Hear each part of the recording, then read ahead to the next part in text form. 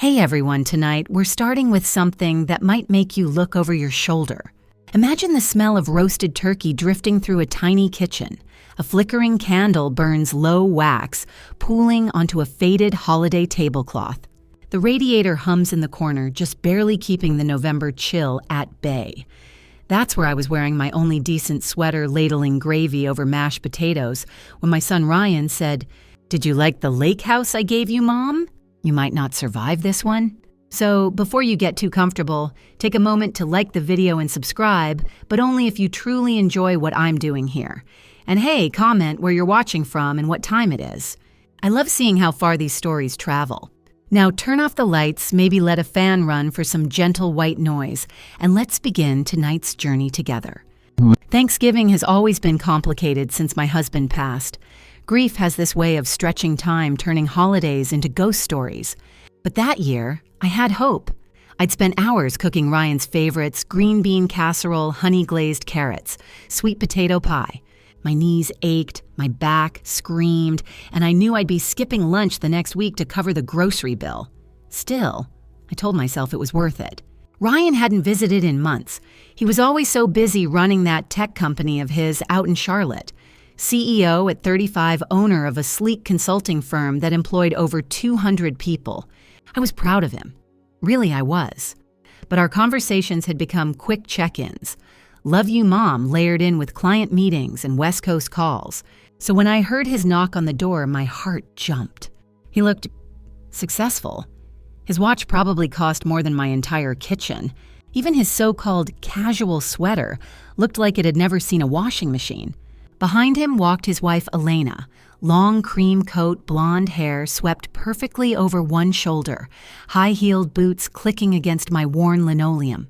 She looked like she belonged in a winter catalog, not my two-bedroom rental in a sleepy part of North Carolina. "Mom, it smells incredible in here," Ryan said, hugging me lightly, then stepping back to help Elena with her coat. She smiled at me, polished, polite, but her eyes always held this cool calculation, like she was sizing up a business investment. We sat, we ate. Ryan talked about expanding his business to the West Coast. Elena chimed in now and then about a trip to Italy or renovations on their home. I nodded and smiled, even though every word made me feel further from their world. And then it happened. As I served pumpkin pie, Ryan leaned back, completely relaxed, and smiled. "Mom, I've been meaning to ask. How are you enjoying the lake house I gave you?" I blinked, pie server still in my hand. I thought I misheard him. "What house, honey?" He frowned. "The one on Lake Windermere. I transferred it to your name for your birthday 2 years ago." "You don't remember?" The room went quiet except for the clink of Elena's fork gently setting on her plate. She suddenly stood up. "Oh, I just remembered I have to make a call about tomorrow's spa appointment." Her voice was light too light as she hurried into the kitchen with her phone already in hand. Ryan was still frowning. "Mom, the lake house." My assistant handled all the paperwork. "There should have been monthly payments too for maintenance and expenses. I've been sending you $1,500 every month since the deed transfer." My vision tunneled. I had to grip the table to steady myself. "Ryan, I never received a house or any monthly payments." He stared at me like I'd grown a second head. "That's impossible. I have the receipts, the transfers. Rebecca sent everything." Elena's voice filtered in from the kitchen, low, urgent. "Show me," I whispered. "Show me the paperwork." Ryan pulled out his phone, scrolling quickly, his expression darkening by the second. "Something's not right. You should have gotten everything. The deed, the payments. If you didn't, then who did?" And then we both turned toward the kitchen. Elena's voice had gone silent. No fake cheer, no hushed tones, just nothing. When I walked in, she was facing the sink phone still in her hand. When she heard our footsteps, she spun around, fast eyes wide. "Everything okay?" Ryan asked. But his tone had changed. It was the voice he used when something in the room smelled like trouble. I caught it then, that flicker of guilt behind her eyes, the slight tremble in her hand, the way her fingers toyed with her wedding ring like it was a panic button. Elena, Ryan said slowly, "You helped coordinate with Rebecca around that time. Do you know anything about the lake house paperwork?" Her lips parted, closed, opened again, but no words came out. That silence, it was the sound of my world beginning to crack. I wasn't sure what was worse, realizing someone had stolen from me, or realizing it had happened under my own roof, wrapped in polite smiles and perfectly curled hair. Old age insight of the night. If something feels off, it probably is, but most of us are taught to ignore that instinct until it's too late. Offbeat fact, Lake Windermere isn't real, but there are 40-plus fictional towns in America created purely for movies. I guess mine just got one too. Academically debatable phrase grief affects everyone differently. Sure, but I'm starting to think betrayal might hit harder. I stood there, feet rooted to the floor, staring at Elena as she fumbled for an explanation. She opened her mouth and gave me a look that might have passed for innocent if you didn't know what to look for, but after 15 years scrubbing corporate offices, I knew what guilt smelled like, and this room was thick with it. I mean, she stammered there could have been a mix-up.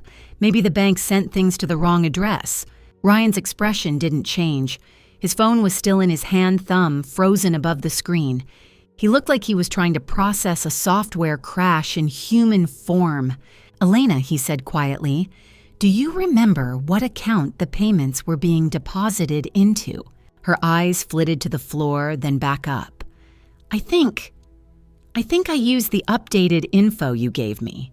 "I never gave you my mother's banking information," Ryan snapped. His voice wasn't loud, but it was sharp enough to cut glass. "Rebecca said the account ending in 4782 belonged to Mom. That's not her account.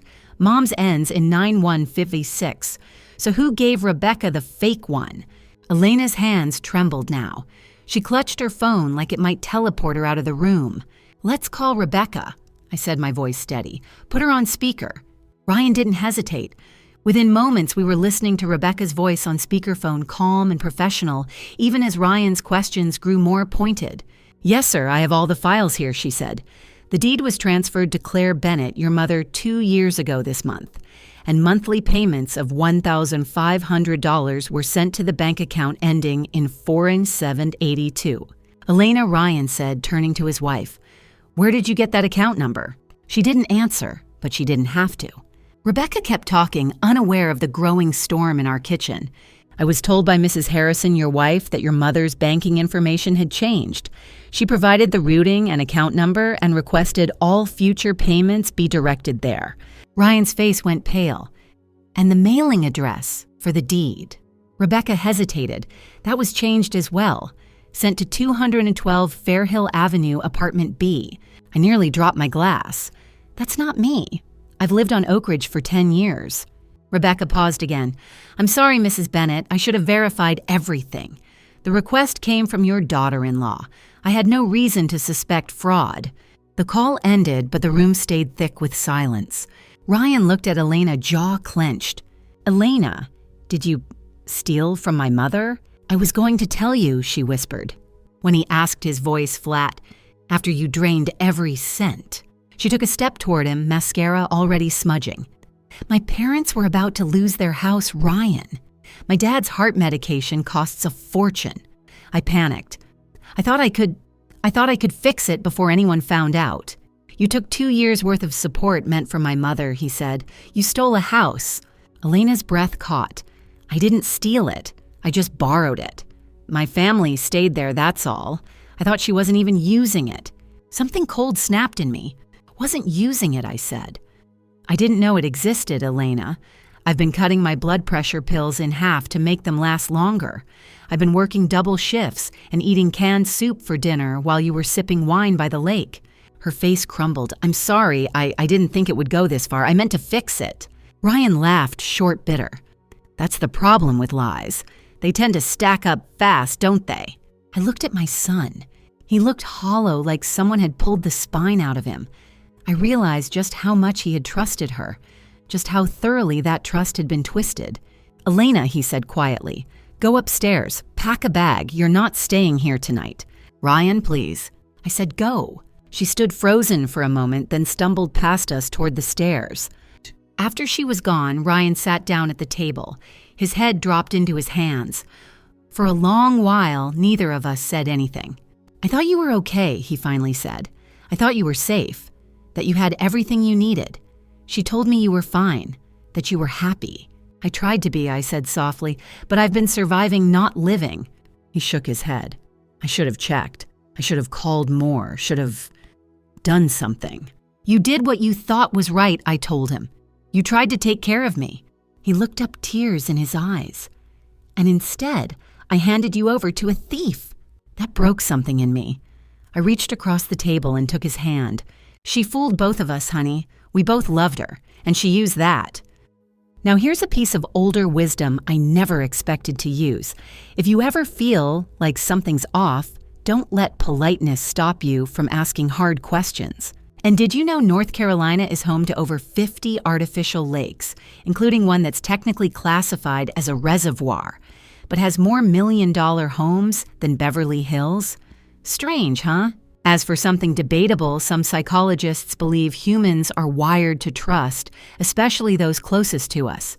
But in my experience, blind trust is just love without a lock. The next morning, I did something I hadn't done in 2 years. I called in sick. It felt odd saying the words out loud, even more so, hearing Mrs. Henderson on the other end of the phone, sounding genuinely surprised. Claire, I hope everything's all right. I wanted to laugh. It's not, I said honestly, but I'm working on it. After I hung up, I sat quietly in the kitchen, the same one where I'd spent the last 2 years making do with powdered creamer and generic tea bags. Ryan arrived a little after 10, arms full of paperwork and a laptop case slung over his shoulder like a battle pack. He looked like he hadn't slept. His hair was messy, his shirt untucked. You ready? He asked. I wasn't, but I nodded. We cleared off the kitchen table and laid everything out. Bank statements, legal notices, emails, receipts. Ryan's laptop whirred quietly as he pulled up transaction logs. Let's start with the deed, he said. He opened a scanned PDF. There's your signature, he pointed out. I leaned in. That's not mine. Ryan frowned. It says Claire Bennett. Sure does. But look at the C. I always curl it a little, this one's straight. And the E is wrong. I loop mine high. This one dips low. He sat back, then pulled open a drawer and found a birthday card I'd written him the year before. Well, hell, he muttered. You're right. He held up his phone and took a picture of the forged signature next to the real one. I'll send this to Mr. Callahan. Then he clicked into another file, a list of recurring transactions. There it was, 1/500 transfers on the first of each month for 2 years. Every one marked as successful. The money went to that fake account, he said. All of it. And who opened it, I asked, because I sure didn't. He nodded grimly. We'll find out. By noon, we were at First National Bank in downtown Summersville. The lobby was quiet, the kind of quiet you get in buildings where people wear suits, even when they're not cold. A woman named Rachel led us into a little glass-walled room. I handed over my ID and social security card. Rachel tapped a few keys on her computer, then looked up confused. Mrs. Bennett, she said slowly, you've never banked with us before, correct? No, ma'am. Well, someone opened an account in your name 2 years ago. It's active with a balance of $143.97. Payments have been going in regularly. Ryan leaned forward. Can you show us the signature card? She pulled it up and turned the monitor slightly so we could see. There it was again, that fake Claire Bennett in the same slightly slanted, wrong handwriting style as the deed. I didn't sign that, I said. Rachel frowned. Then I'm afraid this is identity theft. She tapped a few more times. The address on file is 212 Fairhill Avenue, Apartment B. Phone number listed isn't yours either. Nope, I said. Never lived on Fairhill, and that's not my number. Rachel stood. Ma'am, you need to file a police report right away. Back in the car, Ryan sat stiff in the driver's seat, gripping the steering wheel like it owed him money. She really did it, he muttered. She really set up the whole thing. Fake account, fake address, forged your signature. How did she get my personal info? I asked. You didn't give her my social security number, right? No, he said quickly. Then he went still. But I kept our family records in the home office, copies of everything. She had full access. The betrayal came in waves. Not just what she took, but how deeply she'd planned it. Elena hadn't stumbled into theft. She'd architected it like a project, a system built out of my stolen life. Wow. That evening back at home, I couldn't sleep. I kept picturing Elena scrolling through our family files, copying my information without hesitation, then using it to make herself comfortable while I clipped coupons and counted quarters.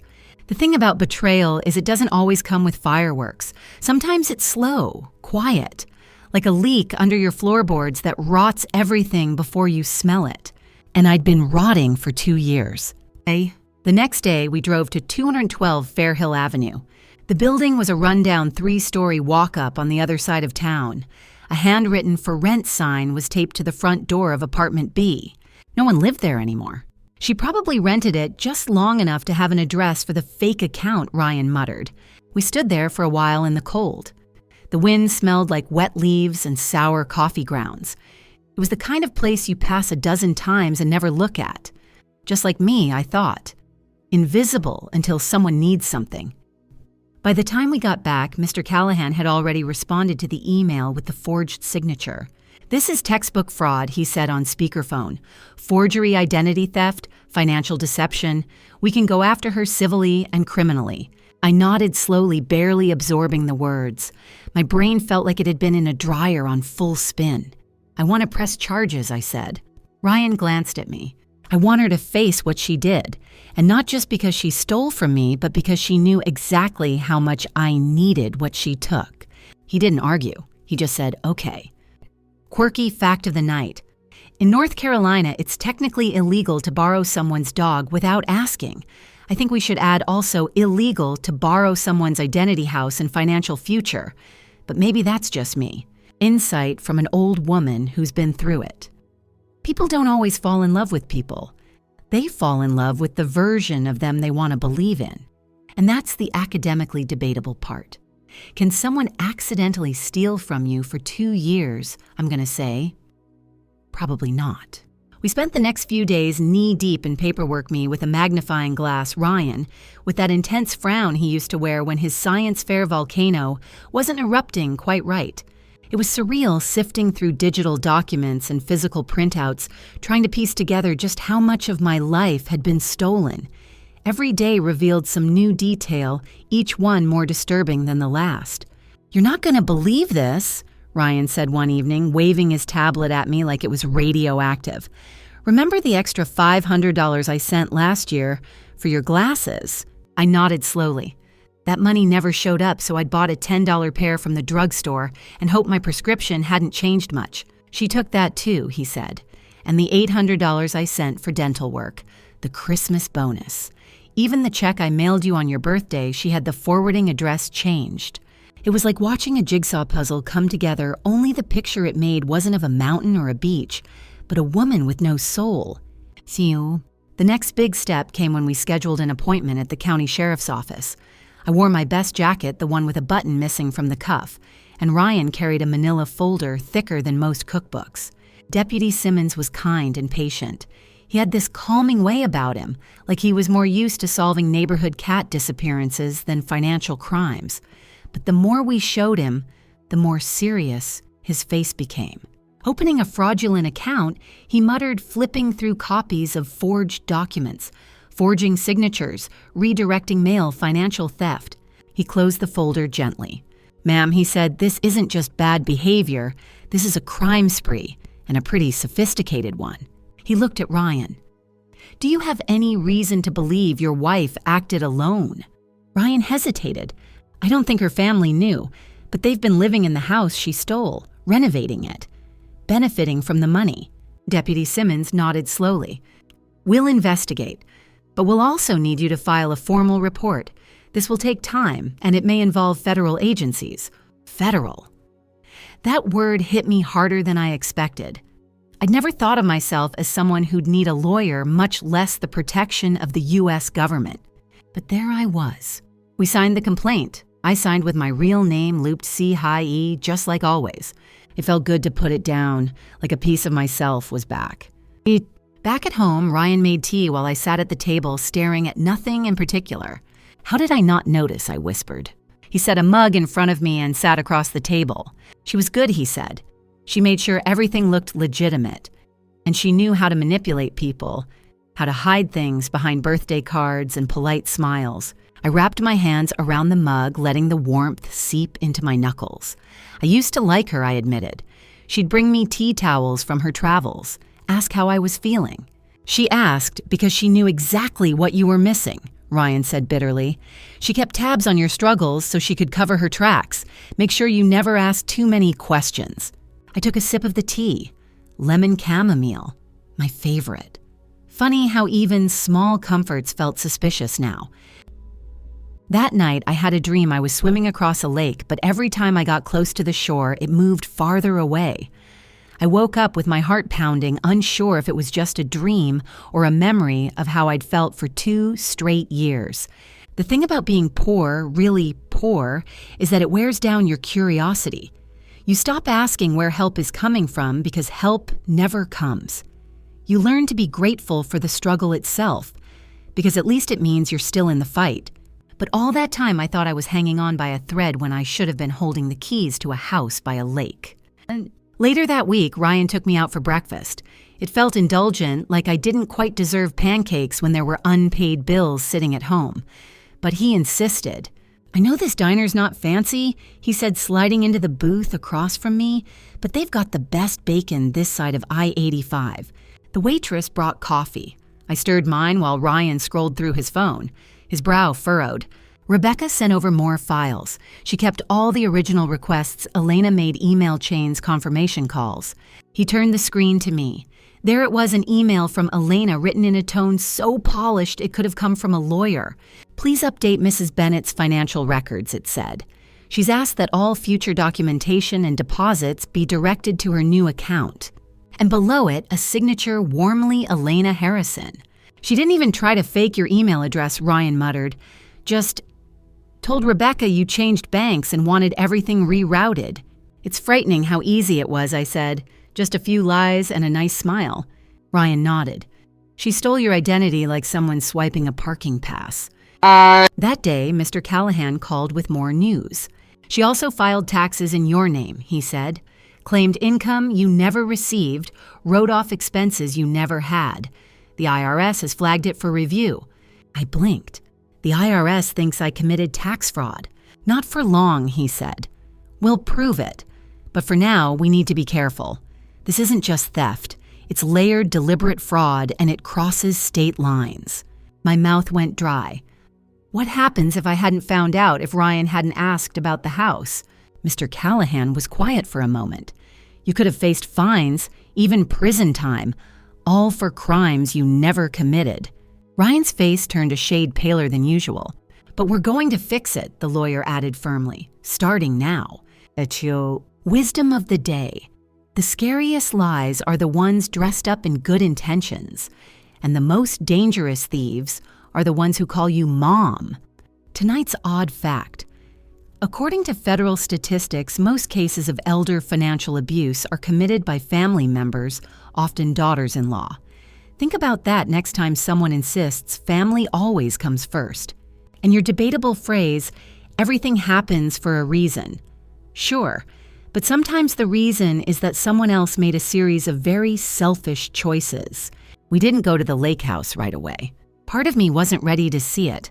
I knew it was legally mine had been for 2 years, but it still felt like someone else's dream. Or worse, like a gift wrapped in guilt. But one afternoon, about a week after filing the police report, Ryan turned to me over lunch and said, "We need to go." "To the house?" I asked, setting my fork down. He nodded.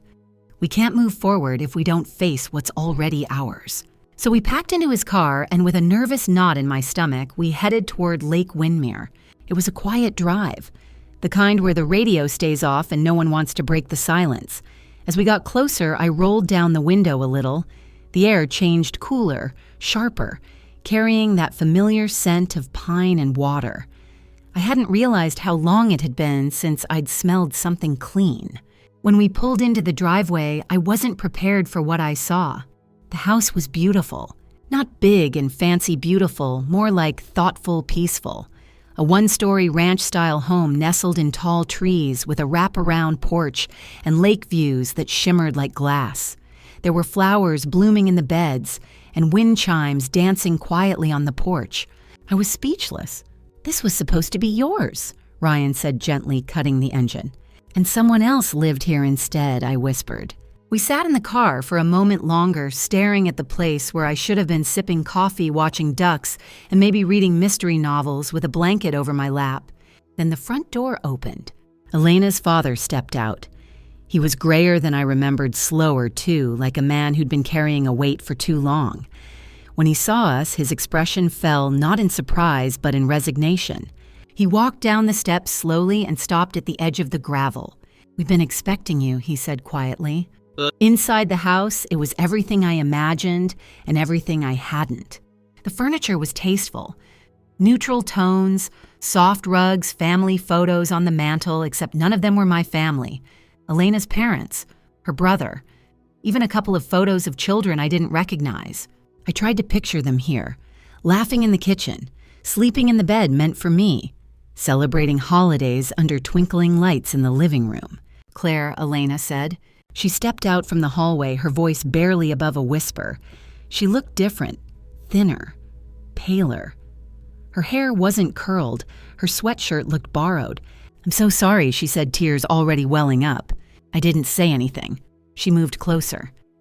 "I know you'll never believe me, but it didn't start out like this. I needed to help my family. That first payment, I meant to return it. But then it kept going. It got easier." "Easier," Ryan said behind me, his voice bitter. Elena turned to him, desperate. "Ryan, I didn't do it to hurt anyone. I just didn't know how to stop. Every time I thought about confessing, it felt too late, and the more I tried to fix it, the worse it got." "You didn't try to fix it," I said quietly. "You tried to hide it." She flinched. "My mother went without medication while you were renovating a guest room," Ryan added. Elena wiped her cheeks, but the mascara streaks only got worse. "I thought you were okay," she said to me. "You never said anything. I thought maybe Ryan was exaggerating how much you needed." "That's the thing about struggling," I said. "Most of us don't broadcast it. We're too busy trying to survive." Elena's mother came into the room next. She looked like she'd aged 5 years since Thanksgiving. I didn't know she said, clutching her hands together. "Claire, please believe me. We didn't know what she'd done." "You thought your daughter's husband bought you a lake house out of the blue?" I asked. She looked pained. She said Ryan insisted. Said it was a surprise for you, but you didn't want it, so she offered it to us while you figured things out. I stared at her, unsure whether I believed her or not. Then I looked at Elena again. "This was my retirement," I said. "You took my peace. You took what my husband and I spent our lives building toward. You didn't just steal money, you stole time I'll never get back."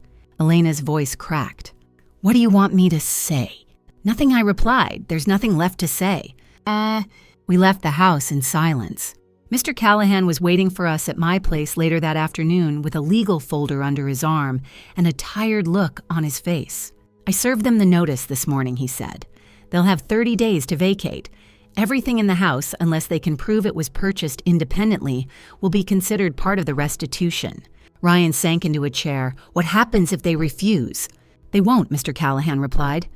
"Elena knows what's coming, and as of this morning, the DA has formally filed charges. She'll be arrested within the week." I took a deep breath. The kind that feels like it scrapes through your ribs on the way out. "Is it normal to feel nothing?" I asked. He looked at me. "What do you mean?" I thought I'd feel angry, vindicated, something, but I just feel empty. He nodded slowly. "That's common. It's the shock lifting. You're no longer in survival mode." Ryan reached for my hand across the table. "It'll come, Mom. Peace will come." I wanted to believe that, but in that moment I felt like I'd just escaped a storm only to realize the damage it left behind. A little lake wisdom for tonight. Still waters really do run deep, but it's the quiet lakes that hide the most wreckage at the bottom. Strange fact, there are more than 2 million reported cases of financial elder abuse every year in the U.S., and most go undetected. You'd be surprised how much fraud happens behind birthday cards and polite thank yous. And your philosophical nudge for this part forgiveness isn't forgetting it's surviving and still choosing to breathe. The night before Elena's arrest, I couldn't sleep. I wandered around my small living room, brushing my fingers across the worn arm of the couch, the chipped corner of the coffee table, the faded photo frames with crooked smiles. All of it felt suddenly temporary, like props from a stage play that had run too long. Ryan was asleep in the guest room. He insisted on staying over, said he didn't want me alone. Truth was, I didn't either. At around 3 a.m., I stepped outside into the cold air and sat on the front stoop with a blanket around my shoulders. The street was quiet, just the buzz of a distant street lamp and the hum of my neighbor's old refrigerator unit through the wall. And I thought about Elena. I thought about how easily she'd smiled at me across this very porch the summer before last glass of lemonade in her hand, talking about how grateful she was to be part of our family. I thought about the way she'd complimented my cooking, brought me scented candles for Mother's Day, always asking about my blood pressure, like she actually cared. It was theater, polished, rehearsed. And I had clapped for her performance, unaware that I was the one being robbed blind behind the curtain. The next morning, Mr. Callahan called to confirm the arrest was complete. She was cooperative, he said, his voice clipped, didn't resist. Already retained a public defender. And her parents, I asked. They're moving out of the lake house within the next 2 weeks. We'll do a walkthrough once they're gone. I nodded even though he couldn't see me. Thank you. Claire, there's more, he added. Our investigator found additional accounts. Elena opened 2 other bank accounts in your name, one in South Carolina, one here in Somersville. There were smaller deposits, but still, it's serious. How serious? Ryan asked from beside me. Mr. Callahan sighed, enough to bump the total stolen amount closer to $78,000. I didn't say anything. I couldn't. $78,000. I had made $18,000 last year cleaning medical offices on night shifts. That meant she'd stolen more than 4 years of my salary. Gone. Just gone. I felt sick, like someone had kicked my stomach from the inside. Later that day, Ryan and I went to the police station to finish the paperwork. The woman at the front desk offered me a seat and a cup of coffee. We've seen a lot of these, she said quietly. But yours, it's one of the worst. I gave her a tight smile, too tired for conversation. Once we were in the interview room, Deputy Simmons joined us with 2 other officers. He laid out everything, the timeline, the charges, the hearing date. She's being charged with identity theft, wire fraud, tax fraud, and forgery, he said. All Class G felonies in this state. She could serve serious time. I looked at Ryan. He looked at me. Neither of us cheered. This wasn't a victory, it was a disaster we were simply surviving. Will I have to testify? I asked. Probably, Deputy Simmons said gently. But you'll have support. And with the evidence we have, the case is strong. You've done everything right. I didn't feel like I had. I felt like I'd missed every red flag along the way. But I nodded, because doing everything right doesn't stop bad things from happening. It just gives you something to hold on to while they do. That evening, I sat across from Ryan in our usual booth at the Pinecone Diner. The same waitress, Sandy, brought us our coffee and apple pie. You two doing okay? She asked gently. Ryan offered a smile that didn't quite reach his eyes. We're getting there. After she walked away, I looked at him. Are you angry with her? He didn't answer right away. I'm angry at myself, he finally said, for letting it happen, for not protecting you. You didn't know, I said. You trusted her. Exactly, he said bitterly. I thought she was kind. Thought she cared about you. I thought I could trust her with the people I loved most. That's not your fault, honey. That's hers. He nodded, but his shoulders stayed tight. She took that from me, too, he muttered. The ability to trust my own judgment. I reached across the table and squeezed his hand. That'll come back. Slowly. Just like everything else. The following week, we drove out to the lake house. Elena's family was already gone. The place looked the same on the outside, still lovely, still peaceful. But as I stepped inside, something shifted in my chest. This was the first time I'd entered that house without someone else's lies attached to it. It was quiet.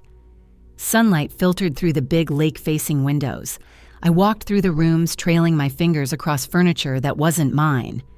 Yet, Ryan followed behind silent. We reached the back porch and I stepped out into the crisp spring air. The lake was still, calm, not a ripple. Ducks paddled near the shore. A breeze rustled the wind chimes hanging under the eaves. It was the kind of silence that invites healing, but I didn't know if I could trust it yet. "It's yours now," Ryan said gently from the doorway. I didn't answer. I was too overwhelmed to even think about claiming something that had been taken from me, then returned, like a refund for damaged goods. That night, I sat at my kitchen table staring at a note Mr. Callahan had written. Restitution phase begins. Total loss $78,000, assets frozen, court date pending. So clinical, so sterile. But to me, every dollar on that list was a skipped lunch. A sleepless night, a missed doctor's appointment, a coat I couldn't afford, a bottle of pills I stretched for an extra week. Elena had stolen more than money. She'd stolen peace, dignity, the simple comfort of being taken care of when I needed it most. But now I was beginning to take it back. Tonight's old age wisdom. Just because someone sits at your table doesn't mean they deserve a seat. Sometimes it's okay to stand up and show them the door. Weird fact of the evening, forging someone's signature, even for something small, isn't just a white lie. In many states, it carries up to 10 years of prison time. Yet people do it every day for checks, leases, even love letters. And for your dinner table debate, is it really forgiveness if you still want justice? I'd say yes. Forgiveness is what you do for yourself. Justice. That's for the record books. The summons came by mail, thick, official, and stamped in red like it wanted to scare me on sight. Inside was the court date, the charges, the usual list of rights and expectations, written in cold legalese. But what struck me most was the defendant's name. Elena Harrison, a name that once belonged to my family. I sat down at the kitchen table, the very same one I'd scrubbed every Sunday for years. I traced the grain of the wood with my fingers, letting my eyes wander over the words until they blurred. My stomach turned. I don't know why I thought seeing it on paper would make this feel real. Maybe I was still hoping deep down that I'd wake up and it would all have been some strange dream. That Ryan would call and say, "Mom, it's all fixed. Just a paperwork mistake." But there it was, clear as day. My daughter-in-law, the woman I'd trusted, was going to court for stealing my identity, and the house, and my peace of mind. We visited the lake house again that weekend, Ryan and I. This time we brought boxes and a camera. It was time to take inventory of what had been left behind. Her parents had vacated the place as promised. I half expected to find spiteful, damaged, broken windows, holes in the drywall, at least a permanent marker on the walls. But no, the house was spotless. In fact, it was lovingly cared for. A clean kitchen, cushions fluffed, garden still watered. It didn't make sense at first, until I realized they truly believed the house was a gift, that David had given it willingly, that I had no use for it. They lived here like it was theirs because they'd been told it was. In the hallway, a photo still hung on the wall, Elena's parents standing on the dock holding hands like teenagers, a sunset stretched out behind them. Ryan stood beside me, jaw tight. They had no idea. "They should have asked," I murmured. He nodded. Maybe they didn't want to know the truth. We stepped out onto the back porch, the one that faced the lake. It had wide planks, new paint, and a hanging swing someone had bolted into the rafters. I sat in it. It creaked slightly gently like it belonged there. "You should move in," Ryan said quietly. "Not yet." "Why not?" "Because it still smells like someone else's life," I said. "And I'm not done sorting through the pieces of mine yet." He didn't argue. Instead, we spent the afternoon cataloging furniture and appliances. The dining set, the coffee table, the washer and dryer, all bought with stolen money. Mr. Callahan had explained it already. Anything purchased with the fraudulent funds would either be seized or counted toward restitution, which meant technically this furniture was mine. But it didn't feel like mine. It felt like leftovers from someone else's feast. We left before dark. As we pulled out of the gravel driveway, I looked back one last time at the porch swing, swaying gently in the breeze. It looked peaceful, but I wasn't fooled. Peace had to be earned, and I was still working on it. The following Monday, the district attorney's office called. A woman named Lydia with a kind but no-nonsense tone. "Mrs. Bennett," she said, "we're finalizing the case presentation for the judge. It would help if we had a statement from you, something personal." I hesitated. You mean, like a victim impact statement? Yes, ma'am. From your perspective, what this has cost you. Emotionally, financially, whatever you feel the court should hear. I didn't answer right away. Part of me wanted to write something scathing, to let the judge know just how thoroughly Elena had devastated my life. Another part wanted to stay silent, let the facts speak for themselves. But I knew better. Numbers tell part of the story. Stories tell the rest. That night, I sat down with a legal pad and a pen. I started writing, slowly at first, one sentence, then another. Then they poured out like water from a cracked jug. For 2 years, I worked double shifts as a janitor while Elena Harrison collected money meant to keep me afloat. She wore designer clothes, traveled abroad, and lived in the lake house my son bought for me while I rationed my medication and wore the same winter coat 3 seasons in a row. It wasn't poetic, it wasn't polished, but it was true. And it was mine. The next weekend, Ryan stopped by again this time with takeout and a new manila envelope. This came from Mr. Callahan, he said, setting it on the table next to the low men. Preliminary estimate from the Financial Review. Want to hear it? I nodded, chewing slowly. A noodle hung from my lip like a question mark. He pulled out a sheet and read aloud initial payments from Ryan Harrison, $43,000. Fraudulent tax refunds filed under Claire Bennett, $11,400. Forged account gains, $9,300. Additional unauthorized purchases, $14,200. I blinked. He did the math. $77,900, give or take. It didn't feel real. I couldn't even imagine what $77,900 looked like. Not in cash, not in numbers, not in time lost. I just knew it could have bought me peace. That Sunday, I returned to my regular church for the first time in months. It was hard walking through those doors. Not because I didn't feel welcome, but because I knew people would ask questions. Small-town kindness often comes bundled with curiosity. Mrs. Langston caught me in the vestibule. "Claire, honey, I saw what happened in the paper. I'm so sorry." I nodded. "Thank you. If you ever want to talk about it or need anything, meals, rides, prayers, you just say the word." I forced a smile. "I might take you up on that." She gave my hand a squeeze. "You're not alone." And for the first time in a long time, I almost believed it. Later that night, Ryan called me from his apartment. I could hear traffic in the background. "Elena's bail hearing is tomorrow," he said. "And she's not contesting the charges. Mr. Callahan says she's going to plead guilty." I closed my eyes. "That's probably smart." "Yeah," Ryan said quietly, "but it doesn't feel like enough." "It's not," I replied, "but it's a start." Tonight's porch-side wisdom. Sometimes justice doesn't look like victory. It looks like paperwork and silence, but it's still worth chasing. Quirky truth of the night. The majority of identity theft cases are committed by people the victim knows. Most folks think it's hackers in basements. Usually it's someone at the dinner table. And the debate for today. Does intention matter if the outcome is the same? Elena said she didn't mean to cause harm, but I still lived it. The courthouse was colder than I expected. Not temperature-wise, though. The air conditioning was working overtime for a spring day. No, it was the kind of cold that seeps into you from the walls, the weight of 1,000 arguments and regrets that had settled into the wood and tile. I sat on one of the long benches in the hallway outside courtroom 3B, my hands folded neatly in my lap, the victim statement in my purse beside me. Ryan sat next to me, both elbows on his knees, fingers laced together like he was bracing for something physical. "She's already in there," he said, glancing at the closed doors. Callahan said they brought her in through the side entrance to avoid the press. "The press?" I blinked.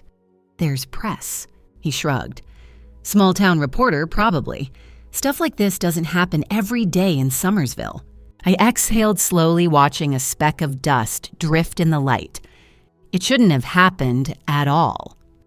When the bailiff finally opened the door, everything felt like it moved in half speed. We walked in behind Mr. Callahan, who gave us each a nod. He looked sharp calm.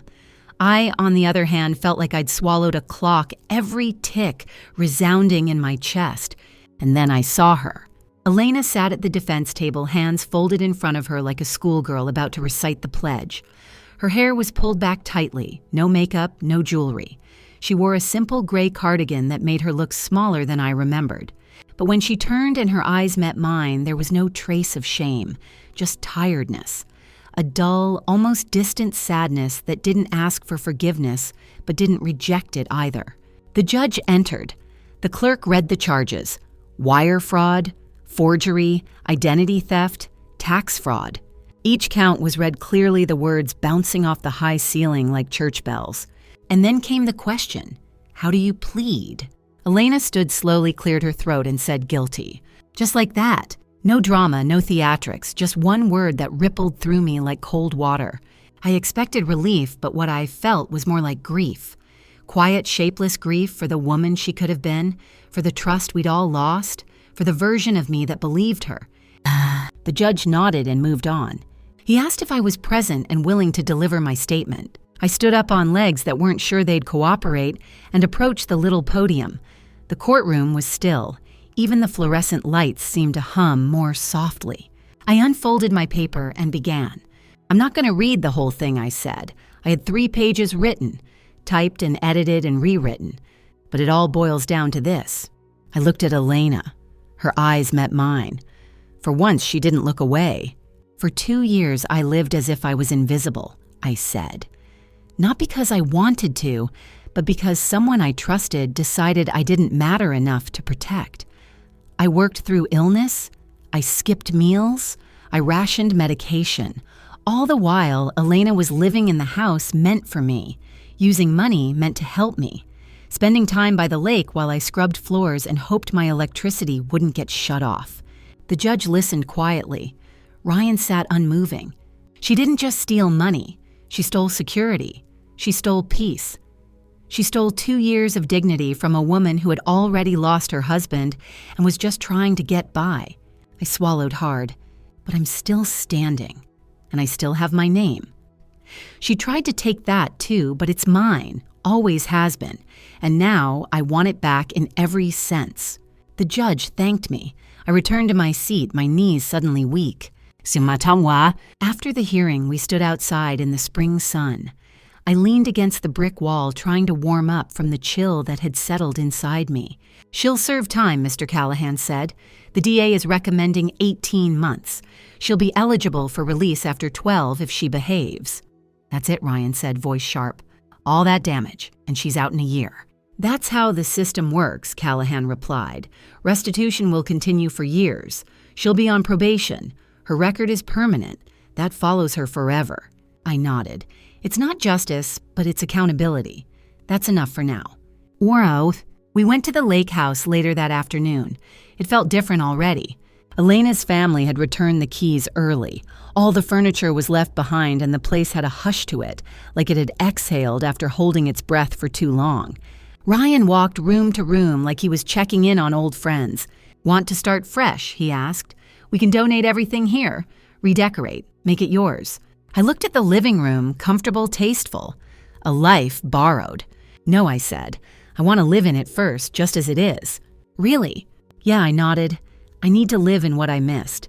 I need to sit in the places where she sat and remember that I survived it. Then when I'm ready, I'll change everything. I spent my first night in the house that was supposed to be mine all along. I didn't sleep much, but I sat on the back porch swing wrapped in an old quilt listening to the soft hush of the lake under the stars. The wind carried scents I didn't recognize: lavender from the flower beds, pine from the woods, something herbal from the kitchen garden. Elena's mother must have planted thyme. I took deep breaths and let the air fill spaces that had been clenched shut inside me. This was mine now, the house, the quiet, the future. What old wisdom of the night.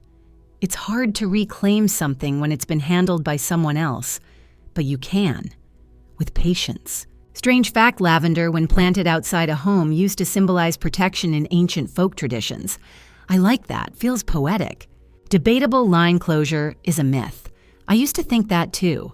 But maybe closure isn't a door slamming shut. Maybe it's just learning to sleep in your own bed again, finally peacefully. The lake was quiet that morning. No wind, no birds, not even the sound of boats in the distance. Just still water and the occasional creak of the dock wood as it adjusted to the rising sun. I sat with a mug of tea wrapped in a flannel robe I dug out of an old moving box and tried to remember how it felt to start a day without tension in my chest. The lake house wasn't quite home yet, but it didn't feel like a stranger anymore either, more like a place learning to recognize me as its new inhabitant. Inside the walls still echoed with someone else's choices. The furniture carried the imprint of bodies that weren't mine. But outside, the water didn't care who lived here. The breeze didn't change direction depending on the name on the mailbox. Out here, I could just be Claire. No victim, no survivor. Just a woman trying to learn how to live again. The first few weeks in the house were odd. Not bad, just strange in the way that moving into someone else's dream can be. I opened drawers and found neatly folded tea towels, some still with price tags. There was a bottle of balsamic vinegar in the pantry that probably cost more than my entire spice rack back home, a guest bedroom filled with matching pillows and throws in shades of beige and cream. Everything was curated, designed, but none of it had soul. So I started adding my own. A framed photo of Ryan and me on his college graduation day, a ceramic rooster I'd had since the 80s, a quilt my mother made that was more patch than pattern. Little by little, I pushed their life out of this space and replaced it with mine. Ryan came by every other day at first, sometimes with groceries, sometimes just to check in. "I brought those blueberry scones you like," he said one morning, setting a brown paper bag on the counter. "The bakery lady says hi." "She's still wearing those loud scarves?" I asked with a smirk. "Every color of the rainbow." She said, "The brighter the scarf, the better the mood. Maybe I should get you one." I raised an eyebrow. "Ryan Harrison, if you buy me a hot pink scarf with sequins, I'm sending you straight back to the city." He laughed. For real this time. Not the tired, polite laugh he'd been faking lately. It felt good to see that. Like the edges of our relationship were finally softening after everything had gone hard for so long. He made coffee while I set out plates. The kitchen already felt different. Lived in. Mugs with character, a fruit bowl with apples starting to wrinkle, and a calendar stuck to the fridge with handwritten notes. "What's this?" he asked, pointing to a scribble on next Wednesday. "Therapist appointment." He turned surprised. "You're seeing someone." I thought it might help, I said, a little self-conscious, just to untangle it all. "That's great, Mom. I'm proud of you." I poured coffee and tried not to let his words sting. Proud of me for surviving a fraud, for not falling apart entirely. But I nodded anyway, because I was proud of me too, even if I didn't feel it all the time. Later that week, I walked into town for the first time since moving. It's funny how a change of address can change how people look at you. Mrs. Knox at the grocery store greeted me with a warm smile and a head tilt, like she was trying to peek into my soul. "Heard about what happened," she whispered while weighing my onions. "Glad you're okay." I forced a smile getting there. People didn't ask too many questions. Maybe they were afraid of what they might hear. Maybe they were trying to be polite. But I could feel the curiosity behind every hello. They all knew. My story had become a cautionary tale before I'd even had the chance to tell it myself. 2 weeks later, Mr. Callahan called with news. "Elena's sentencing hearing is next Friday," he said. "The judge has reviewed your statement. The prosecution is recommending 18 months. There's a chance it could be reduced with parole." I was quiet for a moment, and the money. Restitution plan is approved. They've already frozen the fraudulent accounts. Once the IRS clears your name, you'll receive full control of the seized funds. He paused, voice softer now. "Claire, you'll come out of this with roughly $95,000. My breath caught. That's including the house he added valued at $210,000 plus, the funds recovered and compensation for identity theft. I set the phone down on the counter and just stared at it. $95,000. I'd never seen more than $3,000 in my account at once. This money that should have always been mine was finally coming home. "Thank you," I whispered. "You earned it," he said. "No," I thought. "I survived it. There's a difference." That night, I sat on the back porch again, this time with a notebook in my lap. I started writing down everything I wanted to do with that money. Not just bills or groceries, but real dreams. New glasses. a reliable car, a community college art class, maybe even a small garden shed out back with room for tools and a chair and some quiet music. I'd spent so long surviving, I forgot what it felt like to imagine things, to plan. Ryan called around 9 p.m. "Hey, I wanted to check on you," he said. "Jennifer says hi. Tell her I said thank you for the flowers." "You got them. They're lovely. I put them in Elena's old vase." He paused. "Does that feel weird?" "A little," I admitted, "but oddly satisfying." He laughed, and this time I joined him. "You're doing okay, Mom," he said softly. "I hope you know that." I didn't say anything, because in that moment, I finally did. Tonight's little wisdom. Healing doesn't arrive in grand gestures. It sneaks in through small moments: an empty drawer, a full fridge, a porch swing at sunset. Strange truth of the day, the average person in America has $96,000 in debt. For once, I'm on the other side of that number, and it still feels unreal.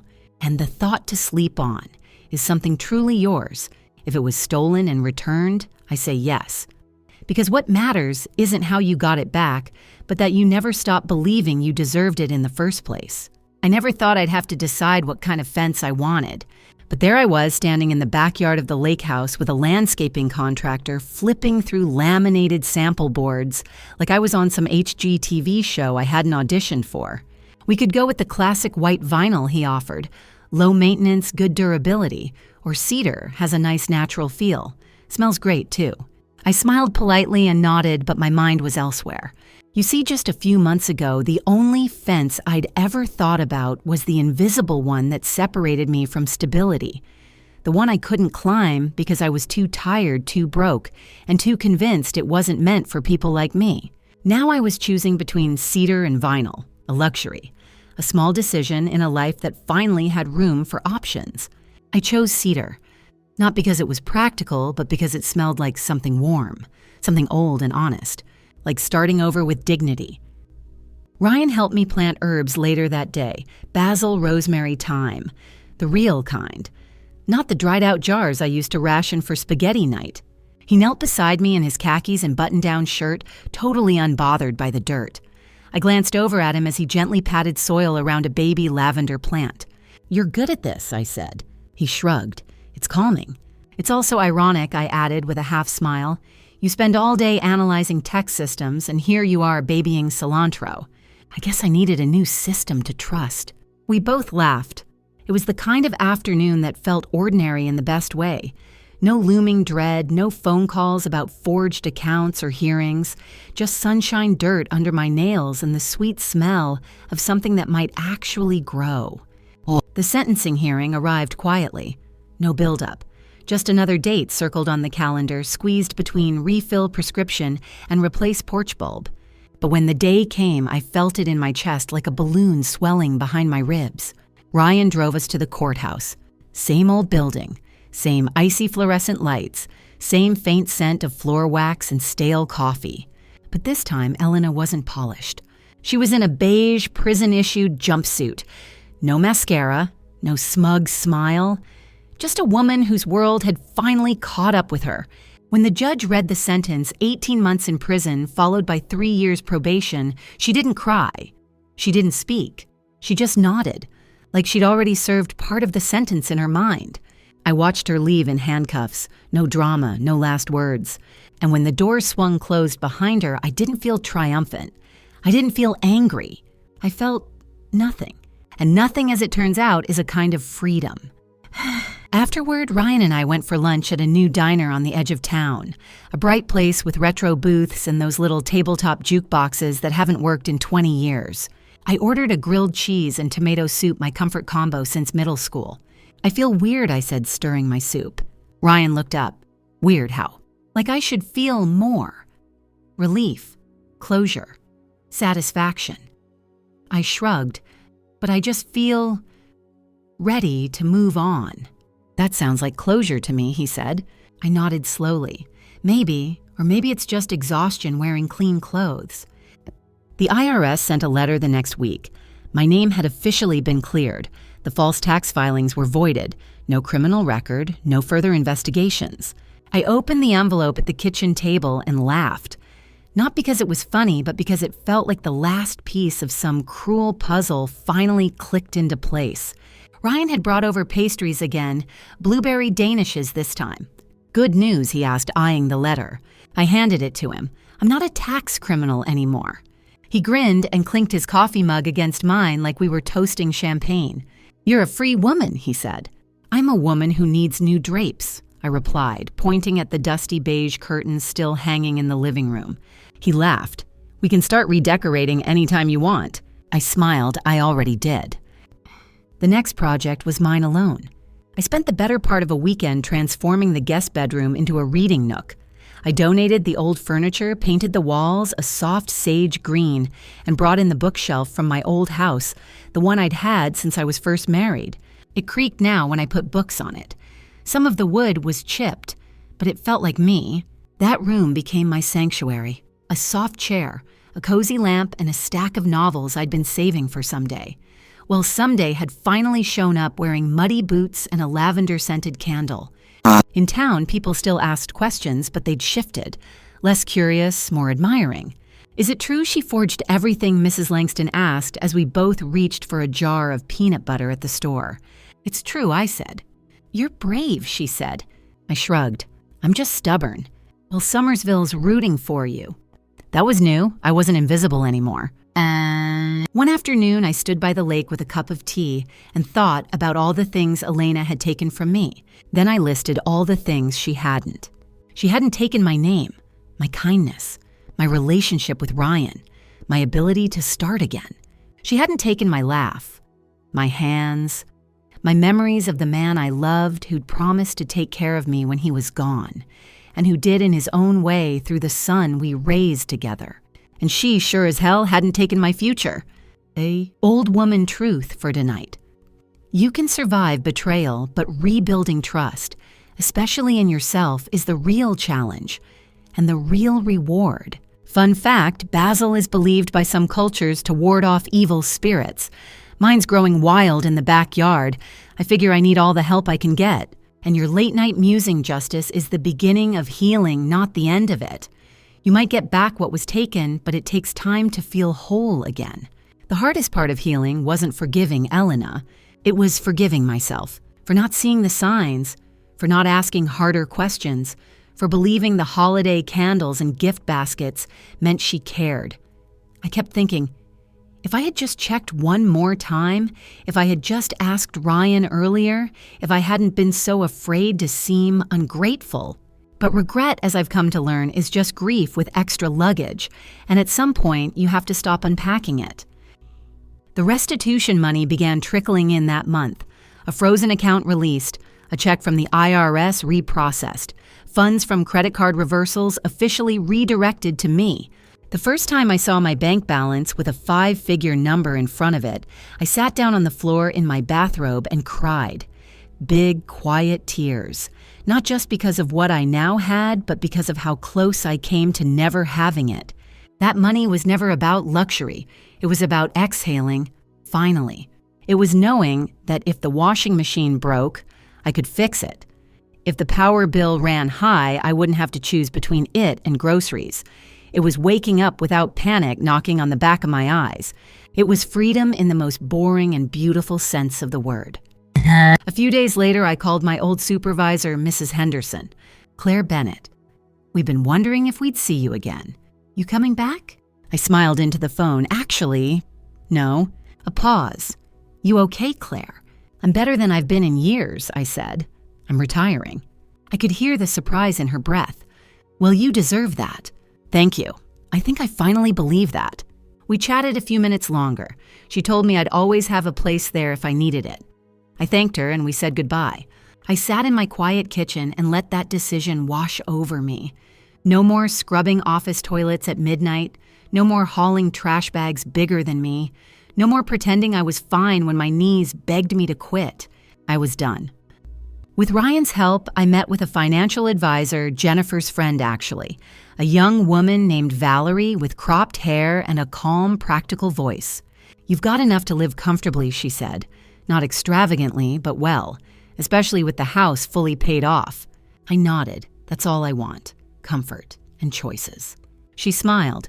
That's exactly what a good retirement should be. She helped me set up a savings plan, a small donation fund, and even a modest travel account. The idea of travel felt surreal, like planning a trip to the moon, but I liked knowing it was there, even if I never used it. Spring bloomed around the lake house with a quiet elegance. The herbs in the backyard were thriving. I added marigolds to the front porch, planted tomatoes in raised beds. Ryan helped me build and spent long mornings watching the sunlight ripple across the water. One day, as I trimmed lavender and listened to the soft click of my garden shears, I realized I hadn't thought about Elena in nearly a week. Not once.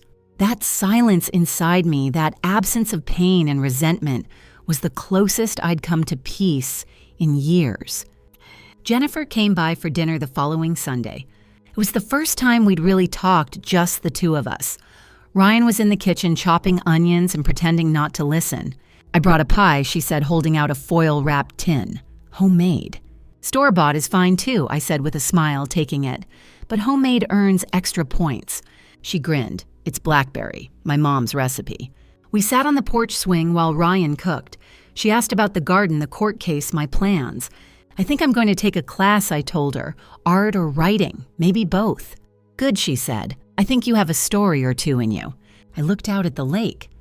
Yeah, I suppose I do. Later after dinner, Ryan stayed behind to do dishes. Jennifer and I sipped tea under the fading light. Thank you, I said suddenly. She looked over. For what? For making my son smile again. She blushed. He's worth smiling at. I laughed softly. He is. The next morning, I wrote a letter to Elena's parents. It wasn't long, just a few honest sentences. I know you didn't plan this. I know you believed what your daughter told you. I'm not writing for forgiveness or explanation, just to say I don't blame you. I hope you're okay. I hope you find peace. I didn't send it yet. Maybe I never would. But writing it down felt like letting go of a rock I'd been carrying in my chest. 1 year after that terrible Thanksgiving, the lake house was fully mine in every way. Not just legally, emotionally. The curtains were mine now. The pictures on the wall were mine. The garden out back had my name written in every row of basil and thyme. The guest room had become a craft space with a second-hand sewing machine and a mood board for dreams I hadn't dared name before. And my phone no longer buzzed with tension. It rang with invitations, with laughter. With Mom, guess what? I liked that sound. I liked who I was becoming in this house that was once stolen, then reclaimed. Wisdom for tonight. Sometimes the life you were meant to live is waiting just on the other side of someone else's deception. You just have to outlast the storm. Quirky tidbit lavender isn't just calming, it also repels moths. So if you're ever fighting anxiety and closet pests, it's a 2-for-1 deal. And a thought to ponder: is it healing if the wound still aches sometimes? I say yes. Healing isn't about forgetting. It's about growing stronger around the scar. It was raining the day I finally hung the new wind chimes. Not a hard rain, just the kind that tapped gently on the roof and blurred the edges of everything outside. Misty and soft. The kind of weather that makes you want soup and a sweater and maybe a book you've read 10 times before. I stood out on the porch in a raincoat, wind chimes in hand, and listened to the lake hum beneath the clouds. It felt like a good day to mark something, a line between what had been and what was now. The old chimes, Elena's, were long gone. I'd taken them down months ago. They sounded hollow and sharp like teeth. These new ones were deeper, warmer, made of reclaimed copper and oak. I bought them from a local artisan who'd etched tiny wildflowers into the wood. When I hung them from the corner of the porch, they gave off a single low note as the wind moved through. It sounded like peace. Later, I sat in my reading nook with a cup of cinnamon tea and a stack of letters. Not from friends, but from myself. A few months ago, my therapist, Grace, had asked me to write grief letters. One for every part of my life that had shifted because of what happened. She called it naming the losses. Some were simple. To my sense of safety, I'm sorry I let you go so quietly. Others were raw. To my pride, you didn't deserve to be dismantled by kindness misplaced. The one that hit the hardest. To my time, I'm sorry I didn't protect you better. I see now how valuable you are. I read each one again. This time, I didn't cry. I just nodded. Like I was finally seeing all those moments not as failures, but as things that deserved to be witnessed and released. Then I burned them each letter one by one in the little stone fire pit Ryan and I had built out back. The flames flickered, danced, and carried those words away in curls of gray smoke. A week later, I got a call from my friend Janice. "You're not going to believe this," she said. "The community center is offering a memoir workshop, 6 weeks free, starts Thursday." I paused. Memoir. "Yes, memoir," she said with her usual no-nonsense tone. "You know those things old women write when they've lived through hell and come out the other side with stories and sass." I laughed. "You calling me old or sassy?" "Both," she said without missing a beat, "but mostly brave." I signed up that afternoon. The workshop turned out to be in a sunny room filled with mismatched chairs and the smell of fresh coffee. There were only 6 of us, 2 retired teachers, a quiet man with a long white beard, a widowed pastor's wife, and a young woman who was writing about her mother's disappearance. When it was my turn to share why I came, I took a deep breath and said, "Because for a long time someone else was telling my story, and I'm ready to take it back." The room went still. Then heads nodded. They understood. As spring turned to early summer, the lake house began to feel like it was breathing with me. I hosted a book club on the porch. We drank lemonade and gossiped about fictional characters like they lived down the road. I took afternoon walks through the woods behind the property, sometimes just to hear the wind in the trees. I painted one of the guest rooms sunshine yellow and called it my daydream space. It held a rocking chair, a plant I named Lillian, and a notebook where I jotted down thoughts like, "I'm allowed to want more, and forgiveness isn't weakness. It's wisdom with scars." Ryan and Jennifer visited often. One Saturday, they brought a picnic, and we sat by the water while ducks squabbled over breadcrumbs. Jennifer leaned over at one point and said, "He's different, you know. Since everything happened." "Better?" I asked. She nodded. "Calmer. More aware. He pays attention in a way I don't think he did before." I looked over at my son, barefoot on the dock, skipping stones like he was 10 again. Sometimes I said the best version of someone only shows up after a storm. Elena hadn't written. I didn't expect her to. I saw her name on the restitution updates, the monthly ledger that showed how much had been recovered and how much was still owed, a legal paper trail that now stood in for apology. She was a shadow now, a consequence, not a person I needed anything from. It took me a while to stop checking my phone for a message that would never come. Now I didn't even notice it hadn't arrived.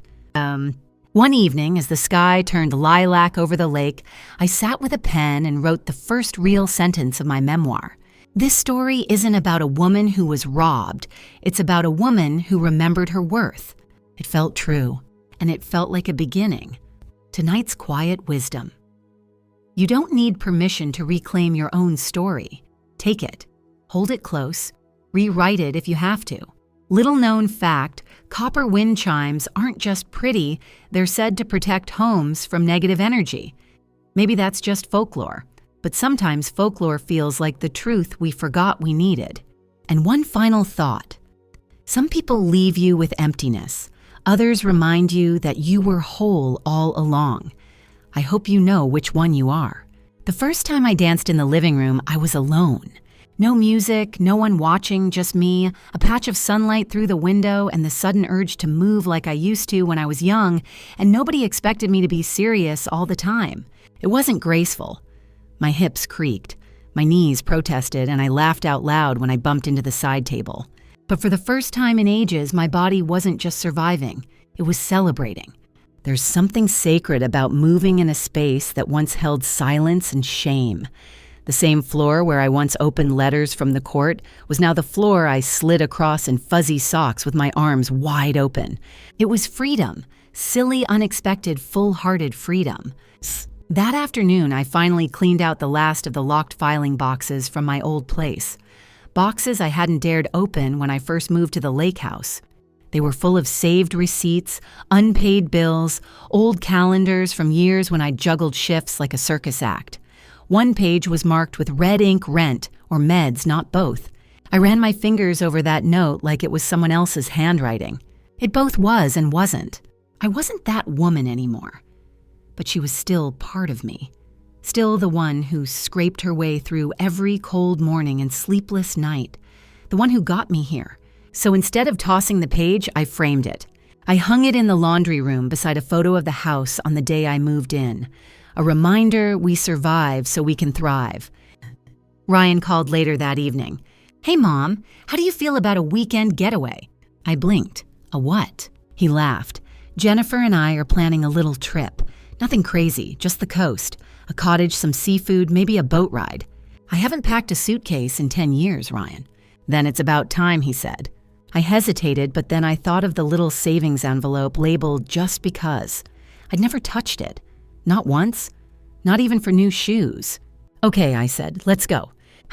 The trip was like breathing salt air for the first time. We stayed in a small cedar-shingled cottage with blue shutters and a back deck that faced the Atlantic. The wind carried the smell of ocean and rosemary. I sat on a wicker chair with a paperback novel and a glass of sweet iced tea, while Jennifer made crab cakes and Ryan flipped through a travel guide like it was a treasure map. One evening, we walked along the beach, our footprints trailing behind us in the wet sand. Ryan picked up a shell and handed it to me. "Here," he said, "for your collection." "I don't have a shell collection." "Well," he said with a grin, "start one." I still have that shell. It sits on my nightstand like a quiet reminder that life keeps offering beauty even after everything. Back home, the garden had exploded in our absence. Tomatoes hung heavy on their vines, the basil had taken over half the bed, and the marigolds looked like tiny suns lining the porch. I spent the next morning clipping herbs and filling a basket with things I'd grown, things that were mine. The phone rang around noon. It was Grace, my therapist.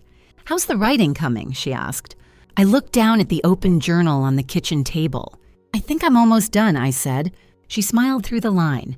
"Then maybe it's time to ask yourself what's next." What was next?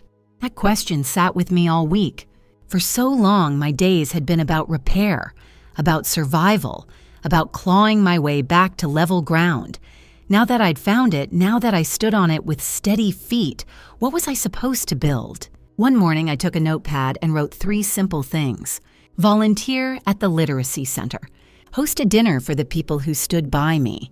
Write my story for real this time. And beneath that, in smaller letters, make joy a habit, not a reward. The dinner happened on a warm Saturday evening. I grilled lemon chicken, roasted vegetables, baked a pie from scratch. Ryan and Jennifer brought sparkling cider and jokes. Janice arrived with her infamous deviled eggs. Even Valerie, my financial advisor, stopped by with her partner and a bottle of elderflower tonic. We sat outside on folding chairs and mismatched cushions, passing dishes, and stories like old friends. At one point, someone asked Claire, "What's the biggest thing you've learned from all this?" I paused, looked around at the faces in the glow of string lights. That I was never asking for too much, I said, just from the wrong people. That night, I sat on the dock long after the dishes were done and the last laugh had faded. The lake shimmered under the moon, quiet as always, but different now. Familiar. A loon called in the distance, its cries stretching across the stillness like a lullaby for grown-ups. I curled my toes over the edge of the wood and whispered into the night. "I'm home." And I meant it. Tonight's slow breath wisdom. Joy doesn't have to be loud. It can be a tomato ripening on the vine, a wind chime on a rainy day, a second chance written in quiet ink. Weird but true. The Atlantic coast of North Carolina is home to over 2,000 shipwrecks. They call it the graveyard of the Atlantic. And yet people still sail those waters every day. That's hope. And a final note to hold close. You're allowed to be both broken and blooming. One doesn't cancel the other. I think that's where I live now, in the middle space where healing grows. The morning I started teaching at the Community Literacy Center, I stood in front of the mirror longer than usual. Not because I was nervous, though I was, but because I was trying to find the version of myself who belonged in front of a classroom again. Not as a student, not as a survivor, but as someone with something worth sharing. I chose my favorite soft green cardigan and simple earrings. Comfortable, familiar, nothing flashy. When I arrived, the director, a woman named Teresa, with smile lines as deep as her knowledge, welcomed me like an old friend. Claire, we're so glad you're here. The classroom was small with mismatched chairs, a chalkboard, and a table covered in pencils and lined paper. My students were mostly women in their 30s to 60s, with a few younger men who were learning to read later in life. One woman, Carla, had never written her own grocery list before. Another, Denise, used to memorize street signs by color because she couldn't sound out the names. And there I was teaching them to own their voices, their names, their power. It was humbling, and it was healing. Evelyn, that afternoon I walked back to the lake house with a full heart and a buzzing mind. I passed the garden now, alive with bees and fluttering leaves, and paused to check the lavender. Still fragrant, still thriving. Funny how the things I once bought for decoration had become anchors. Little reminders that even in stillness, something could grow. Inside the house smelled like lemon cleaner and fresh herbs. My home, my space, mine. And yet there was still room always for new chapters. Ryan called that night with big news. "We're getting married," he said, his voice breaking into a grin I could hear. "Oh, honey," I gasped. She said yes. She asked me. He laughed. Jennifer planned the whole thing. Took me on a hike and popped the question with a little handmade ring she braided out of grass. She always did have style. "We want you to be part of it all," he added, from the guest list to the centerpieces. I pressed a hand to my heart. "You're sure?" "Mom, you're the reason I'm the man she wants to marry. Of course we're sure."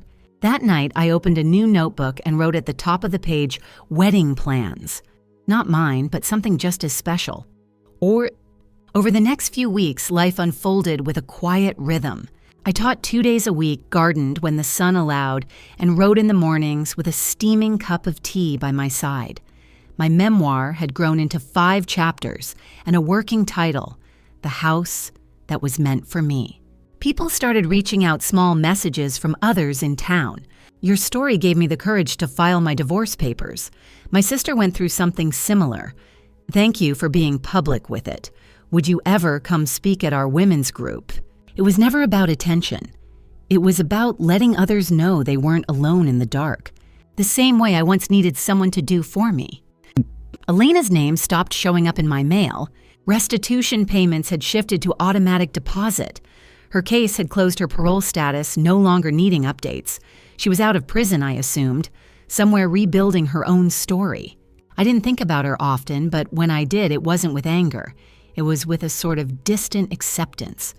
Like remembering a storm that passed through, took the roof off your house, but somehow left your favorite chair untouched.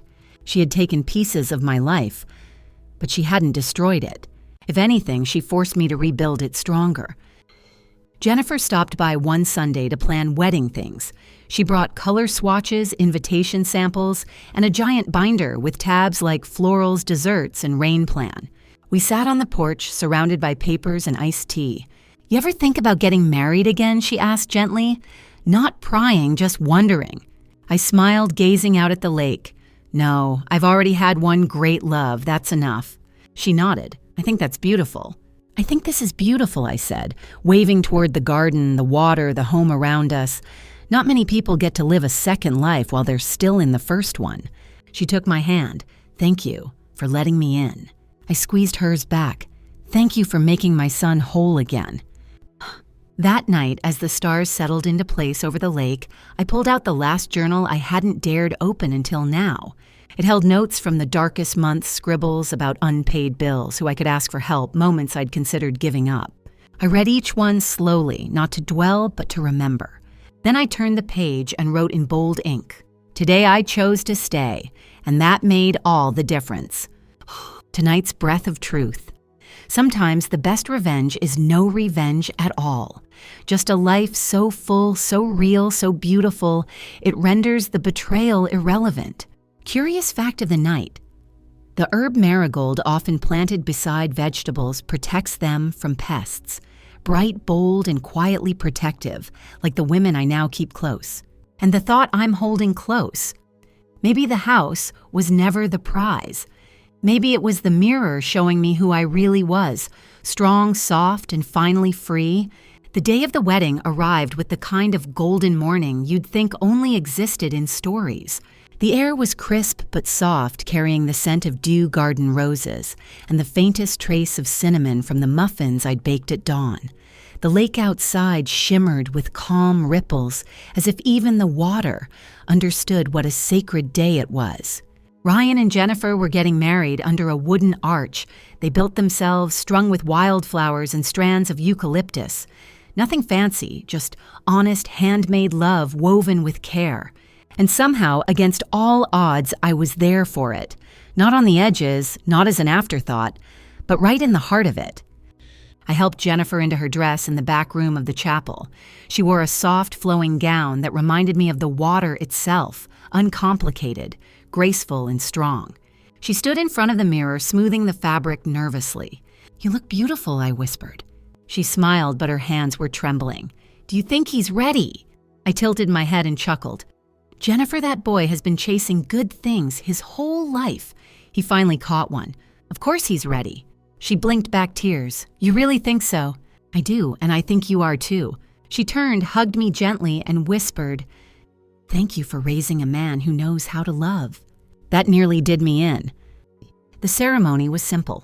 No overdone vows, no string quartet, just a small circle of chairs by the lake, the sun on our shoulders, and love quiet and undeniable, passing between two people like light through stained glass. I watched Ryan's face when Jennifer walked toward him. He didn't just smile, he softened. All the old hardness from the past few years, the guilt, the regret, the confusion, it all melted in that one moment. And I realized right then that we'd all made it out of something. Not untouched, not unchanged, but whole. The reception was held on the lawn near the house. I had a little table set up with drinks, pie, and a photo board, old memories of Ryan as a child, pictures of me and his father, and even a few shots of my new life. The garden, the reading nook, the wind chimes, a life reclaimed. People mingled, danced, and toasted. Jennifer's dad gave a speech that made everyone laugh. Ryan thanked me publicly, and I pretended I wasn't crying behind my sunglasses. Even Janice, in a floral dress and orthopedic sandals, pulled me onto the dance floor. "You did it," she said, twirling me gently. "No," I said, laughing. "We survived it." "Same thing, darling." As the sun dipped below the trees and fairy lights blinked on, I found myself standing alone at the edge of the lake. Not lonely, just still. The reflection of the house shimmered in the water, warm, steady, alive. It wasn't just a home anymore. It was the setting of a new kind of story, one I'd written with every morning cup of tea, every planted basil seed, every hard truth spoken in therapy, and soft truth whispered into the dark. This house had once been stolen, then returned, then mine. And now it was part of a legacy. A place where healing bloomed, where laughter found its way back, where my son built something beautiful on ground we thought was scorched, and where I became someone I hadn't been in years, safe, seen, unafraid. Later, I sat on the porch swing with a slice of wedding cake on my lap and no one around. The night was cool, the wind chimes sang, and I finally let myself whisper the words I hadn't dared say out loud yet. I'm proud of me. Final quiet truth. Some stories aren't meant to end with thunder. They settle like morning mist, soft, clear, and full of promise. Little-known sweetness wedding cake always tastes better under fairy lights and second chances. And the last thought I'll leave with you. You are not what was taken from you. You are what you chose to build in its place. Thank you for walking with me. If you've stayed with me through this story, thank you, truly. It's not easy hearing about the messy parts, the broken trust, the loss, the grief that doesn't shout but hums quietly under your skin until you almost forget what it felt like to live without it. But I hope what you also heard was hope. Because even when the ground gives out from under you, even when the people you trusted most are the ones who hurt you the deepest, there's still a way forward. It's not always big or brave or sudden. Sometimes it's just one slow, tired step, one truthful conversation, one moment where you decide, I deserve better than this. I spent too long thinking I had to accept whatever scraps were handed to me. that because I was older or quieter or not the loudest voice in the room, I had to shrink to fit the spaces I was given. But now I know I can take up space, I can plant roots, I can start again even if I never meant to. There's power in reclaiming what was yours. Not just the tangible things money, homes, names, but the intangible ones too. Your voice, your confidence, your ability to laugh without fear of the next blow. And maybe most importantly, your future. So if you're listening to this wrapped in your blanket, curled in the quiet of your own world, know that you are not too late or too broken or too forgotten to begin again. You are worthy of safety, softness, and joy. Just like I was, just like I am, and just like you. Thank you for listening to my story. Take a deep breath, rest well. You made it.